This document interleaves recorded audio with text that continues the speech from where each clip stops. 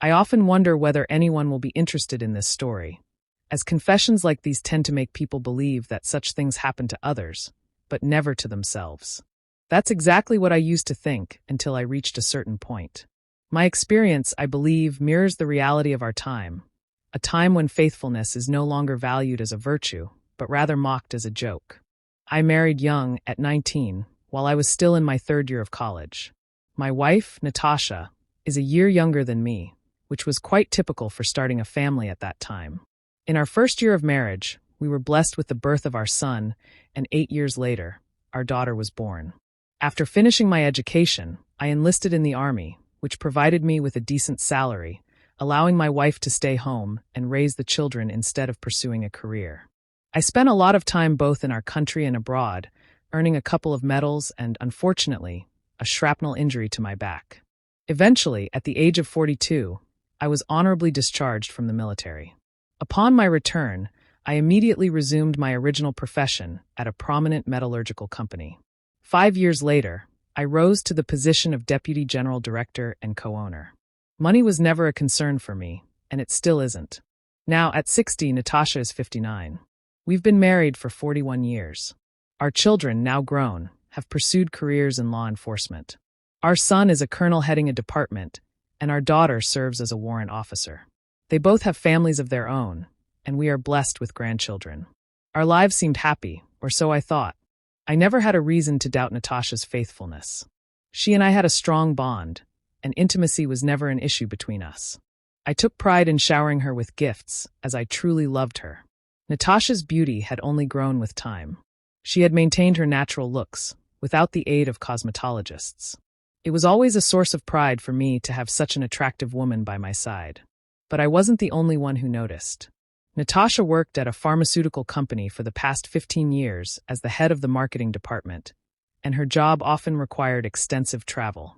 In the last 5 years, some of her business trips would last for months, particularly when managing the supply of drugs to pharmacies in the cities of Siberia, like Chris Mears. Despite her being away so often, Natasha always called me almost every day, expressing how much she missed me and the children. Coincidentally, our metallurgical company secured a contract with their team in Chris Mears, so I had to go there to finalize the deal. It was during this visit that everything changed.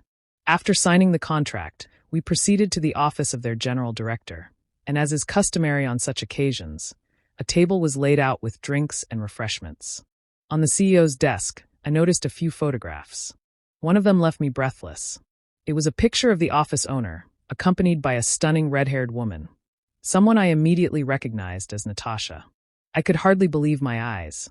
I tried to keep my composure and asked about the woman in the photograph. The general director proudly told me she was his beloved companion, someone he'd been with for 4 years.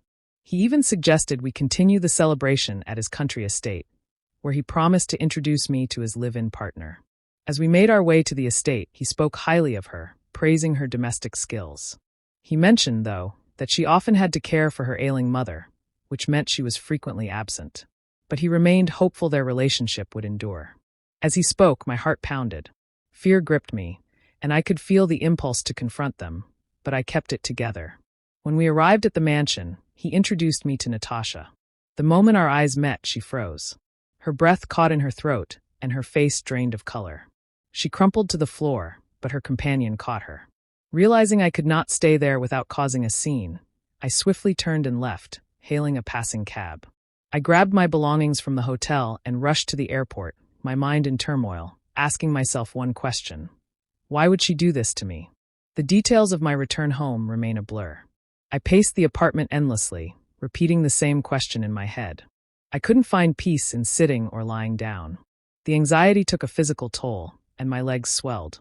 Then came the chest pain, a sharp, excruciating pain that knocked me out. It was my driver who found me, concerned when I didn't show up for work. He called an ambulance, and after some time in the hospital, I learned the chest pain had been due to the emotional strain I was under. I spent about 3 weeks in the hospital, and during that time, Natasha tried to reach me. I didn't answer her calls, eventually turning my phone off. When I returned home, I switched it on, only to find a call from her. She was babbling incoherently, pleading for forgiveness, but I couldn't bring myself to listen.